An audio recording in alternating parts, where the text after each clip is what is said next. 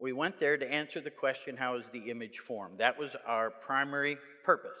And in the end, however, we could not determine an image formation mechanism that could make an image with the properties on the Shroud of Turin.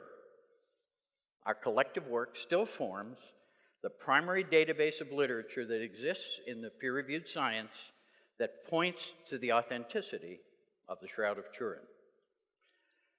However, even with all that, it still took another 18 years before I was convinced. I'm not a fast sell. But in 1995, after years of actually resistance on my part, world-renowned blood expert Dr. Alan Adler, who was truly maybe the foremost blood expert in the world, and also Jewish, I might add, was on the phone with me, and he answered the final question that had kept me from accepting the Shroud as authentic. I was on the phone with him. I wasn't convinced the Shroud was real because the blood on the Shroud is still red. And old blood is supposed to turn black or brown, sometimes just within a matter of hours. And that really stopped me.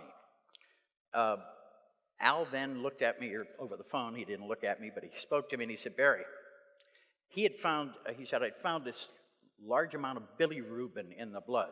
Now, somebody who's been tortured, like Jesus was, beaten the night before in the Garden of Gethsemane, then the next day scourged and ultimately capped with a capper crown of thorns, ultimately crucified and speared.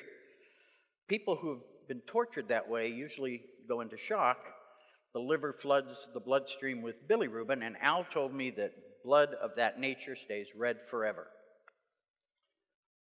Suddenly and unexpectedly, I realized that the last bit of evidence had come in, and I had no choice but to accept that the Shroud was authentic.